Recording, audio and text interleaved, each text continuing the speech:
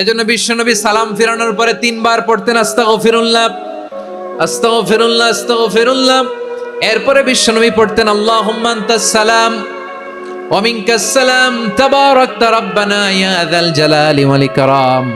ও আল্লাহ, আপনি শান্তির আধার, আপনার কাছ থেকে শান্তি আসে, আপনি বরকতময়। এই দোয়াটা পড়েন, আপনারা পড়বেন আজকে থেকে। আল্লাহুম্মা আনতাস সালাম ওয়া মিনকাস সালাম তাবারাকতা ইয়া যাল জালালি ওয়াল ইকরাম। আবার জান্নাতের আরেকটা নাম হচ্ছে দারুস সালাম, মানে শান্তির ঘর। সালামের পরে আল্লাহ বললেন আল মুমিন, আমার আরেকটা নাম হচ্ছে আল মুমিন। আল মুমিন মানে হচ্ছে নিরাপত্তা দানকারী। আমাদের নিরাপত্তা দেয় কে?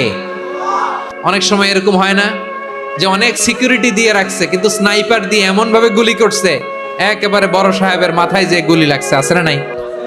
এখন সবাই মিলে বডিগার্ডের ধরে, যাই বেটা বডিগার্ড, এত টাকা দিয়ে বডিগার্ড রাখছি, আমাদের স্যারের মাথায় গুলি লাগলো কিভাবে?